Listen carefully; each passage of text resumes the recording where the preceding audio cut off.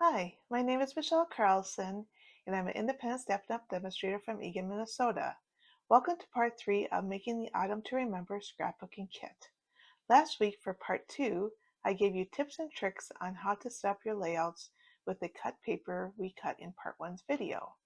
Today I'm giving you tips and tricks for these pages and show you alternatives of what I did to fit the pictures of what I put on my pages. I can't wait to show you. These are the items that are found in your packet in the Autumn to Remember scrapbooking kit. This one has wood grain, kind of an overlay, and they just punch out. And also the thing that you can do is with the markers, and I'll show you because I did this for several of my pages, is that you can take your Stampin' Right marker, and I had the old Stampin' Right markers, so the new ones would probably work with the pointed edge. But since this is so fine, because it's the older ones, I used the brush tip, and then what I did was lightly with the just the pointed edge. You're supposed to just do a little bit of outlining, like so, just to add some color or dimension to the leaves, right? And so I can show you more on that on the pages, but you just do that and do a little decorative. So that's kind of your optional tip, um, if you want to do that or not on these wood grain pieces. You also have some punched out different frames and lines and these triangle pieces. And if you look on the back of these, you'll see that which project they go to. So these are mostly for project 2, but here this is for project 1, or page 1's the first 2 pages, and the project 2 is for the second layout of pages.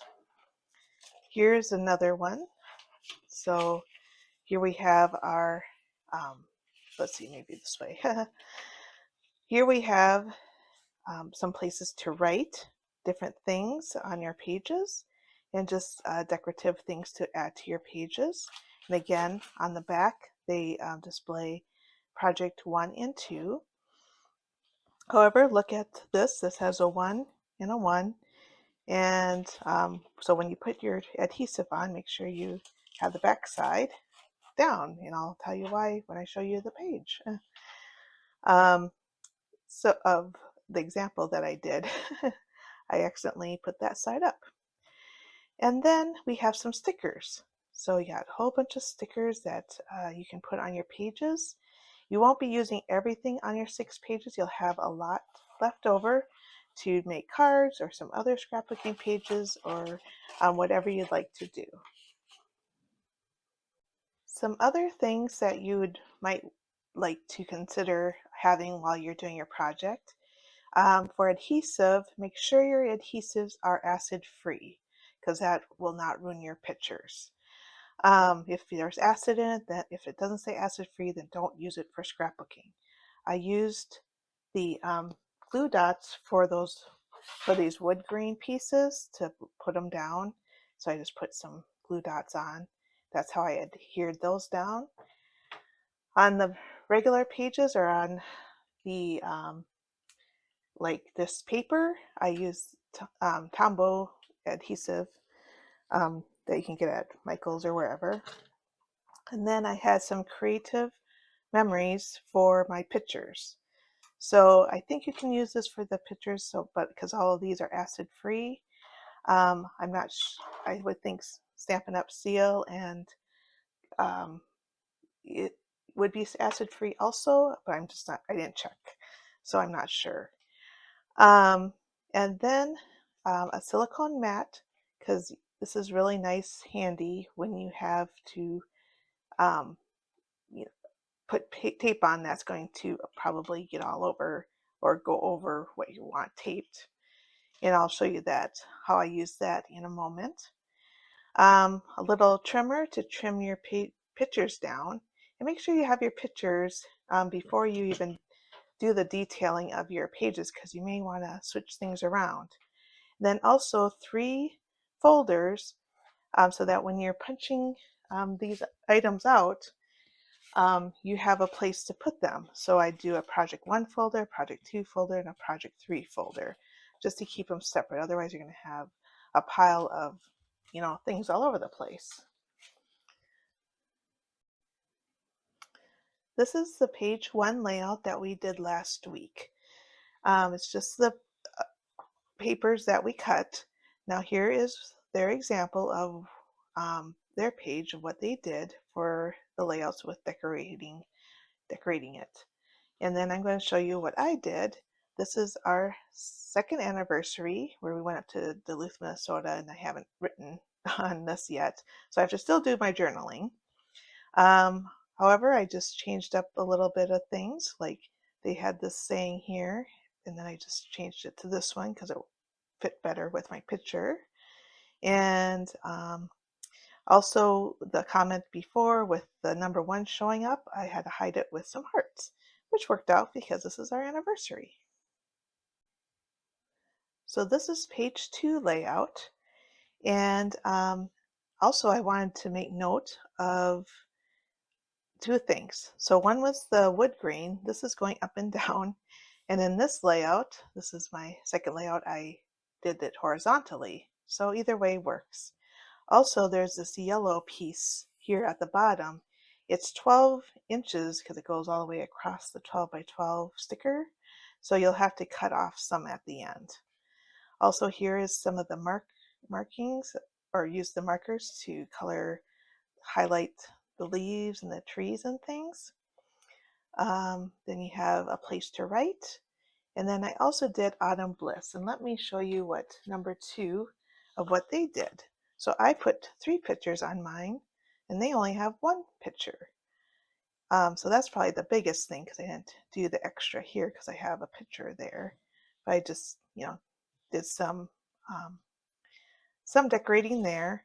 Also, I put Autumn Bliss on the top while they just have Autumn. I kept the arrow and stuff, so I kind of did what they did and then made sure I had room for writing what this was all about. And this was dinner for our anniversary.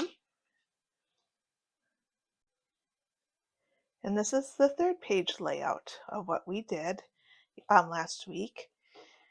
And once you get everything put on there, like your pictures and stuff, this is a little bit adding the details.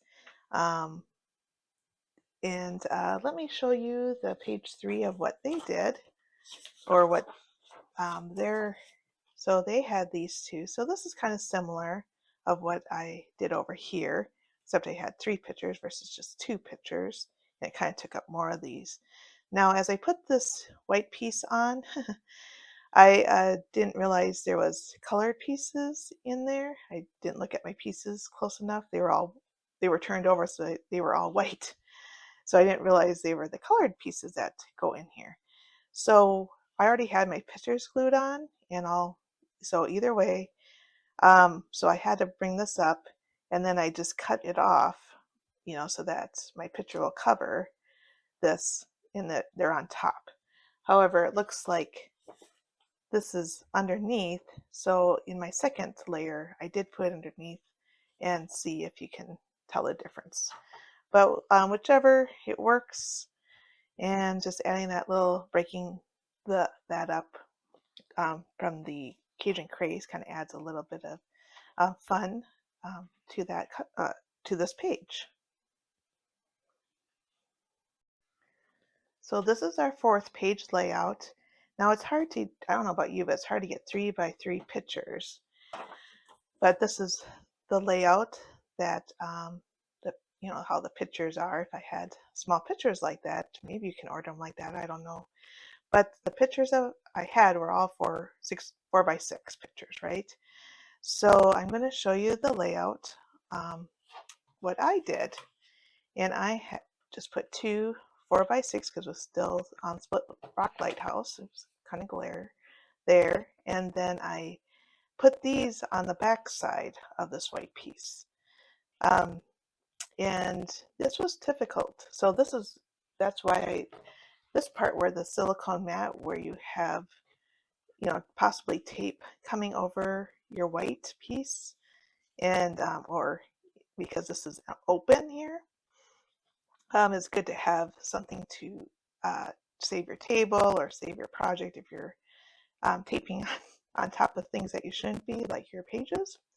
So this is very helpful not to get tape where you don't want it when you're taping things down. And then I did add this part the same, and then I kind of did that the same, and I changed the wording here, and then I of course have to do some journaling there. So let's look at that page again. So similar, but different too.